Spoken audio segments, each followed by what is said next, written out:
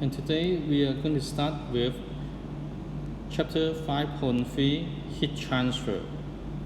It's on page 102.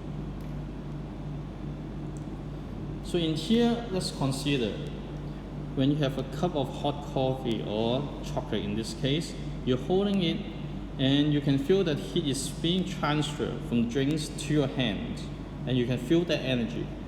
And in here, there's a definition. When the energy transferred from a hotter object to a cooler one is called heat. So when we're measuring the energy, it is being transferred. So basically, the energy you feel, we call that heat. Now in here is another example. The heat can be converted and transferred in 3 different ways. The first one is conduction, when you're touching it, and it will directly transfer to an object. And convection, it means it will go into the air. It requires a medium to transfer that. And the last one is the radiation.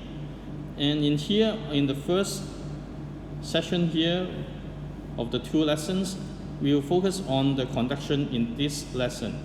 Convection and radiation will be considered in the following lesson. And at the end of this lesson, I will also attach the lesson we talk about in Form 3 with these 3 topics as well. So if you have time, you will want to see what the Form 3s are doing, since we have already done that lesson online. So I will just give you the link so you can take a look at what they were talking about back in when you get to Form 3. Now in here, let's start with conduction. And in here, you see that when you place a meat on a hot plate, the heat is being transferred from the hotter side to the food. And basically, in that process is conduction, because the objects are touching each other. It has a physical contact. So in here, that's why we call it conduction. You have to have a direct contact there. Now, so let's give a minute to think about it. When you're holding the ice cube in your hand, does the energy transfer from your hand to the ice cube, or the other way around? The cold is being transferred to your hand. Which one do you think is the meaning of the heat transfer here? Give it a second, think about it. How does the energy go? Which way does the energy go? Does it go into your hand? The coldness is going into your hand, or your heat is being transferred to the ice cube? Which one is it? Think about it. Which direction does the energy goes? It's important to think about it. Give it a second, think about it. Where does the energy go? And now let's take a look. In here, the heat is conducted from your hand to the ice cube. It's always from the hotter object to the colder one, never the other way around. So in here, the heat is transferred from the hotter side to the cooler side. You have to remember this, because it is the direction of the heat transfer. If it's the other way around, it does not work. The cold does not go to the hot one. It does not go that way. It's the heat energy is being dissipated. It will be going into other things. That's what it means by the heat flows, the heat transfer here in conduction. Now in here, we consider 3 mediums: solid, liquid, or gas. So we will talk about in conduction, it will always have an object being transferred. And these 3 methods of stage we have talked about in the last lesson, in the last chapter as well. So you should know what those are. So let's take a look at the first part. We look at the conduction of heat in solid. So the first stage, the solid stage. Now in this experiment, we will be studying the conduction of heat in solids, which is on page 103. So now let's take a look at this video.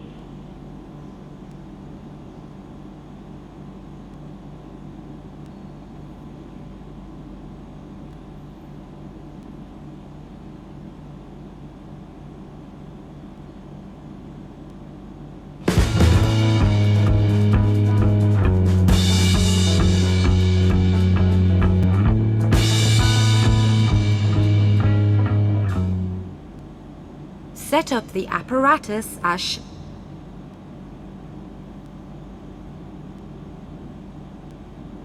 shown. Metal rod, wax, paper clips. Heat one end of the metal rod over the Bunsen flame. Observe the paper clips and record the order in which they fall off.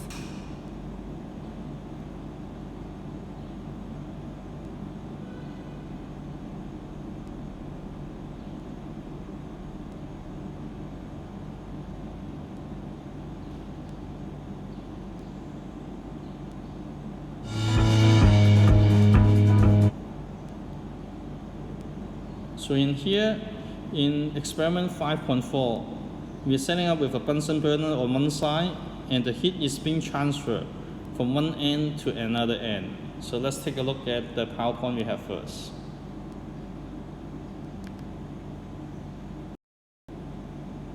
So in here,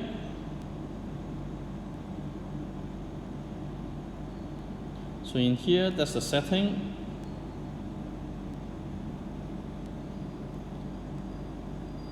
And the next part is, in the question 2, there is a missing part here. And for some reason it doesn't show you. And the order of which you observe how it's going to fall off, the answer is A, B, C, D in that order. And after that, we can go to the next question on discussion. So in here, in order to draw a direction to indicating the heat is being transferred, it always starts from the hotter side, which is the Bunsen burner side, transfer to the other side. So you see it's transferred from the Bunsen burner to A, to B, to C, and to D in that order. So please draw in this arrow so you will see that that is the direction of the heat transfer. Now in here, the conduction can take place in an object.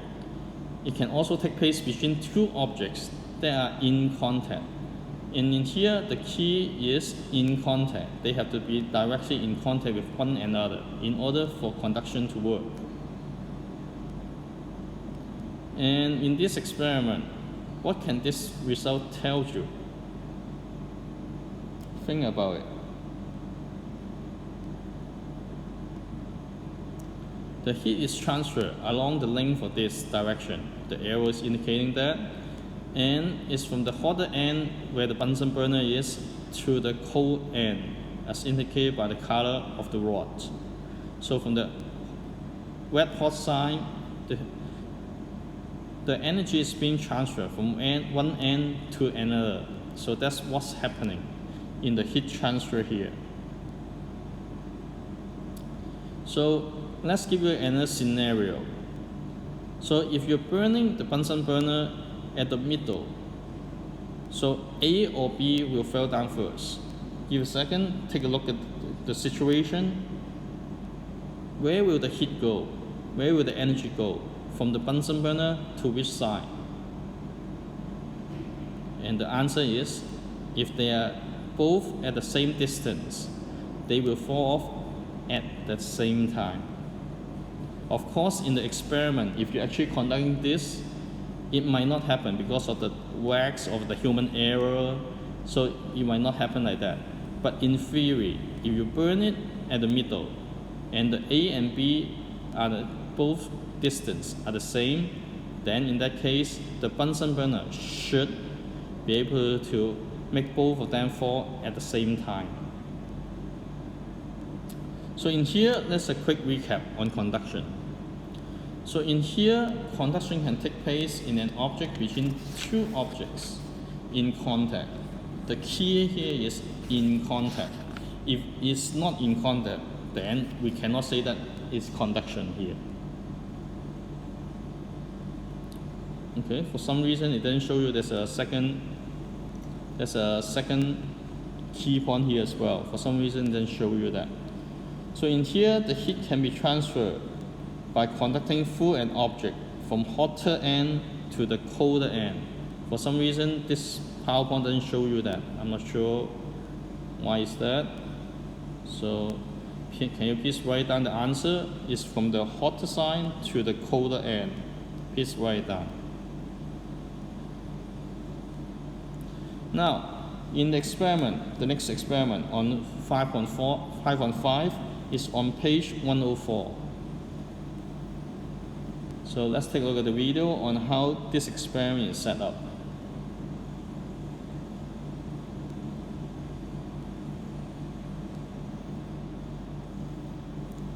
Now, let's take a look.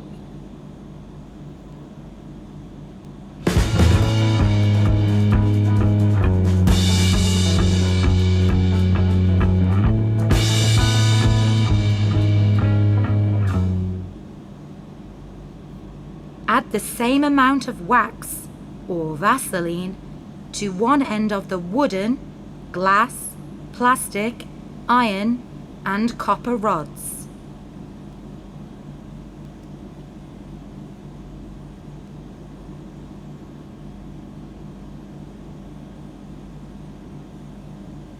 Put all the rods into a beaker of hot water, around 80 degrees Celsius at the same time. Observe the wax or Vaseline on the rods and record the order in which it melts.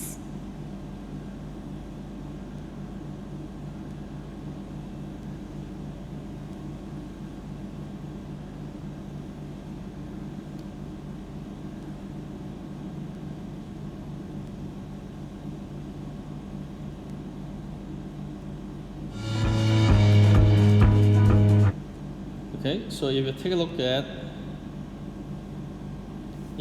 at this setting, so the one on your far right hand side, we have copper, and that is the first one. You see the wax is being sliding off or melting.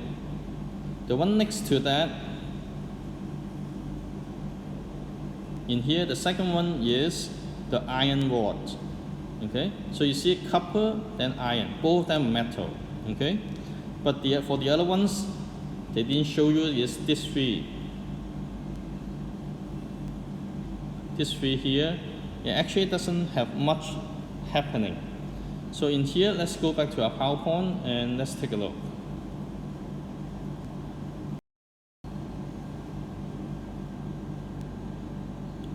So this is the setting.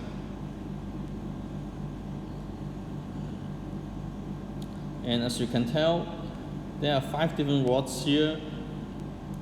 So from the right hand side is the copper, the second one is iron, and then the plastic, glass, and then the wooden rods, in that order, from your right hand side to the left hand side. Now in here, from the observation, so we know the first two for sure. The first one is copper, the second one is iron, and then the other 3 is in this order: glass, wood, and plastic. So they are melting in this order. The metal, if you take a look at it, copper and iron are metal, and then glass, wood, and plastic. Okay? And the next one is the discussion. Which group of material or metal or non-metal conducts heat faster? I think all of you should know what this answer by now. It's metals. And for some reason, it didn't show you the second question. Yes, finally it shows you the second question. So in here, the second question: explain all the rods used in this experiment are of the same length and thickness. We have this kind of question you have seen in the half-year exam before, and I can guarantee you that you will have this kind of question in your final exam as well. You should know the reason for that. That is for the experiment to be a fair test. We want this test to be fair. Think about it. If the length of the rods are different, if one is really thick, the other one is really thin, or one is extremely long, the other one is extremely short, those experiments would result in an unfair test. So we want to control these variables. So we call that control variables here. So we want to have a control experiment to give you a fair test. And now our next experiment is experiment 5.6, and we want to see how the heat are being transferred in different materials, different metals for this method. And unfortunately, you cannot set it up at home because if you burn it, it's really dangerous. So you have to watch this video for now.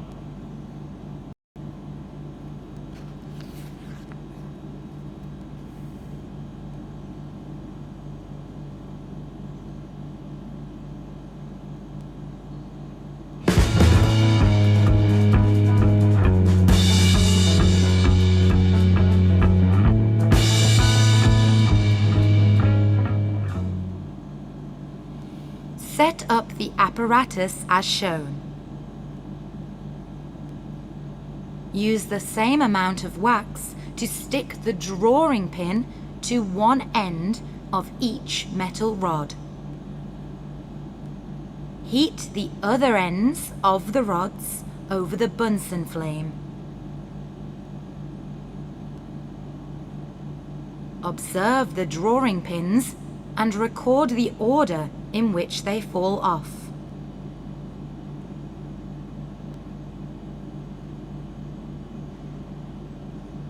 Okay, that's the first one. Second.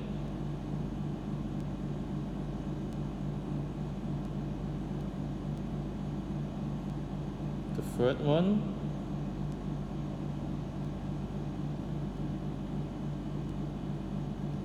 And the last one.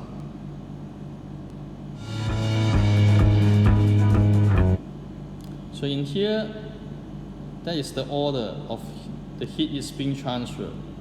I just want to draw attention to here. The fourth one, the last one, is the iron rod. So take a look at the rods in the middle. You see the one is really turning into red hot. Remember which rod is that? It's the first one that is giving out the first foreign pin. So in here, the first rod has the foreign pin is the copper rod. Take a look at the color of the copper rod. In here, it still looks like the normal copper rod you will see with the shiny surface. But compare that to what happened after you burn it for a long while. So you see, when the last one, the iron rods, finally have enough heat to melt the wax. Take a look at the second rod there. It's red hot, meaning that if you touch that rod in that second, your hand will get burned really fast. So in here, you can tell that even though all these are metals, but they are transferring heat at a slower pace for some other metals. But the best one in here is copper. So that's one reason why all the cooks, the really experienced one, they would use copper pans to do their cooking in the kitchen. There's a reason for that, because copper is an extremely good conductor. It transfers all the heat really fast compared to all other material. So let's go back to our one and take a look at what you need to write down. So in here, we have a list of materials you need to set up. Okay, so in here, the first step, you need to set up the apparatus as shown. So in here, please draw in. This one is not considered a scientific drawing, but the reason for that is because you need to draw in 3D. There's no way of getting around it. So in this case, you can draw a normal drawing. But in here, you see everything is labeled. The copper, aluminum, iron, and brass. All those are put into different order than the video you have seen before. But make sure you know that the first one come off is the copper one, right? So give it a second, draw in, and I would advise you to freeze the video, draw this in first.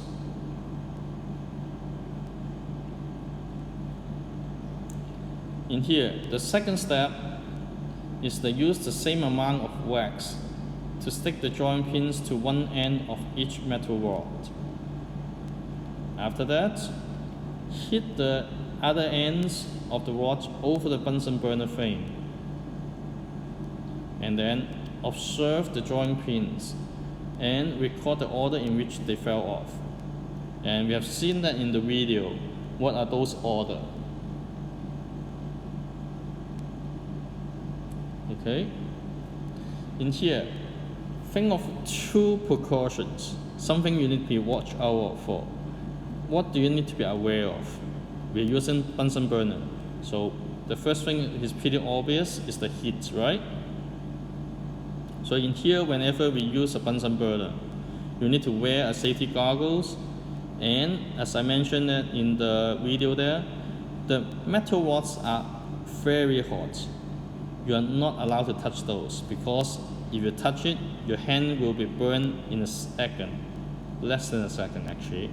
The moment you touch it, the heat is being transferred from the metal rod to your finger. It will directly burn your finger, so you need to be careful about that. That's why it's a precaution here. And in here you can draw in the results as I've shown in the video, but that is not necessarily in here. Now, in the discussion, remember which one is the best conductor? It is copper. The second one in the list is aluminum, and then it's brass, and the last one is iron. So in here you see that even though iron is a metal, but actually it's not conducting as well as the other metals. Iron is a good material to use, but if you make a pan or cooking utensils or anything like that, you don't need to use iron. You would prefer to use copper to make the utensils and other things to cook your food in, pans and pots. Now in here, as I mentioned the word conductors, some material conduct heat faster than the others, and we consider those as a good conductors of heat. And for some reason it's not showing this data line as well. You should have a second one. It's not showing it. The second one in here, they will also mention about the, for some reason it's not showing it. In here you see that is a really good example for that is a copper and iron. But the next one,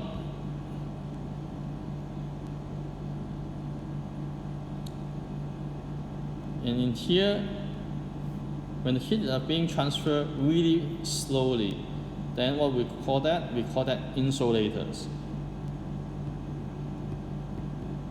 And for some reason it's not showing it. Glass, plastic, wood are considered insulators. So in here, that is the table of what a good conductor versus a poor conductor, or we consider insulator here. The plastics are insulators, and copper, all the metals are on one side, and the wood and glass is on the other side. Now in here, in general, metals are considered to be a good conductors of heat, and non-metals are considered as poor conductors of heat. So in here, make sure you know that metals are always good conductor. Even with the iron, comparing to copper, iron are still considered a good conductor because it's a metal, but it's just not as good as copper, that's all. It's not poor conductor. Poor conductors are all other materials other than metal. We call that non-metals. Now, in here, after we're looking at the solid, we will look at liquid and gas. In here, conduction can also happen in liquid and gas because they are directly touching an object. So let's look at the first example here with the experiment 5.7. This experiment It's one of the experiments that probably you will see it again in Form 3. So let's take a look at this now.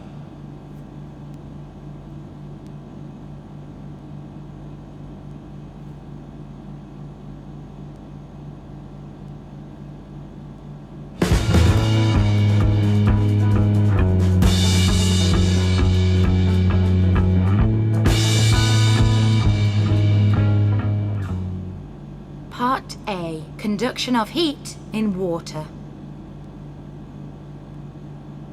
Set up the apparatus as shown. Water, metal gauze, ice. Gently heat the water at the top of the boiling tube.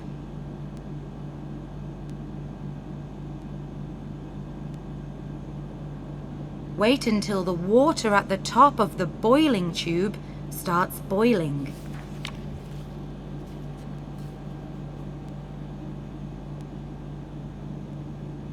Observe what happens to the ice. Does the ice melt? So you see it? Part B. Conduction of heat in air. Label 2 candles, X and Y. Candle X, candle Y, no wick. Place candle X on a white tile and light it. Place candle Y about 1 centimeter from the flame of candle X for several seconds.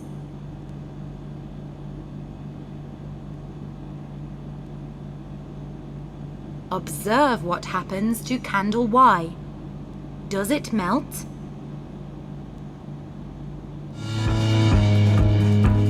Okay, so let's take a look at the first one first.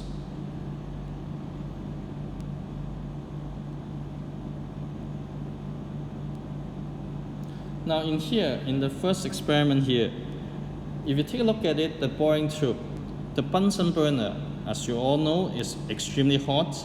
It's burning the top, the very tip of the boiling tube with the waters in it at the very top.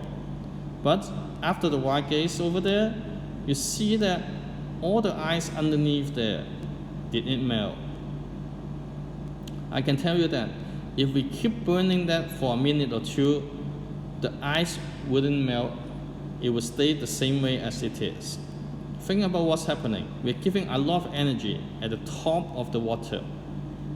But as soon as the water is being heated, it turns into gas bubble at the top, and then it will turn into steam.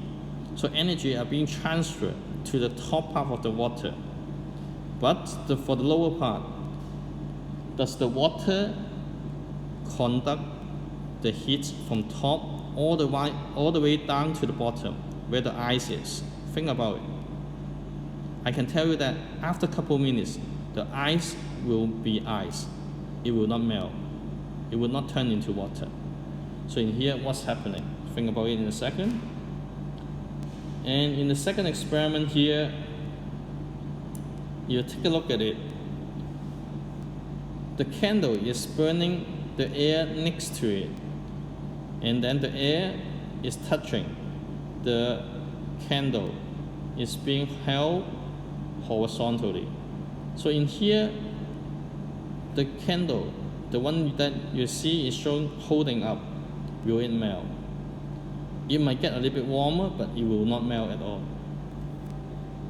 So now let's go back to our PowerPoint.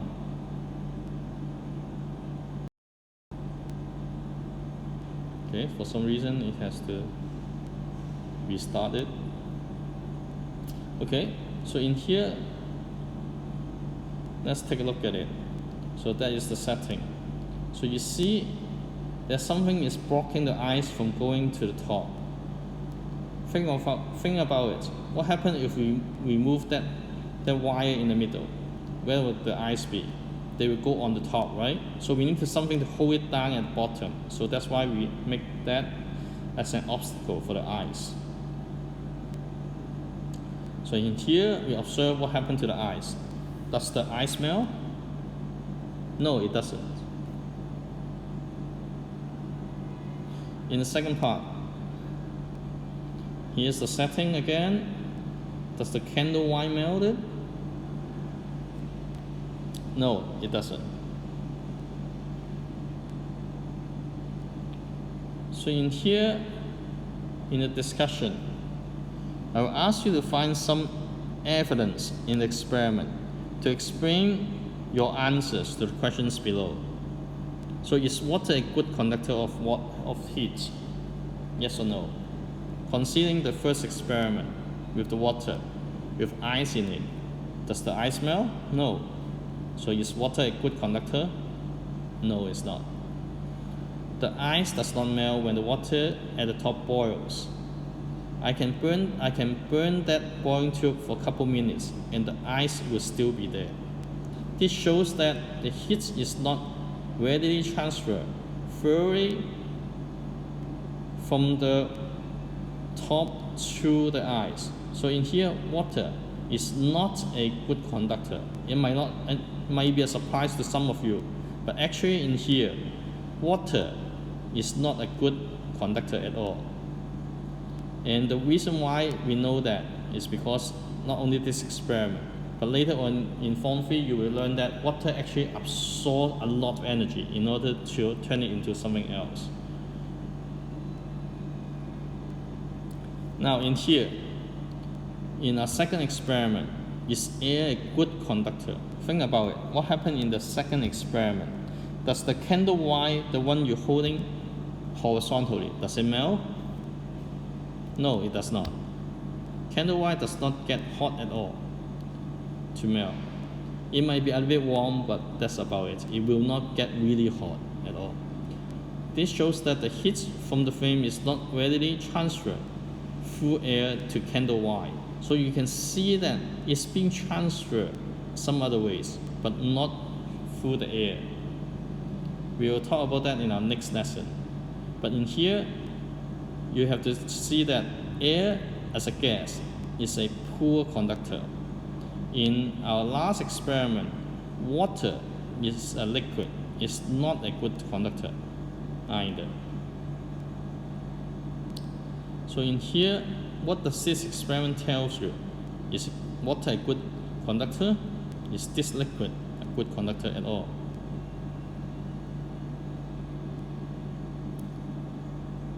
And in here, to just summarize a little bit from the results of the last experiment, water actually conducts heat slowly.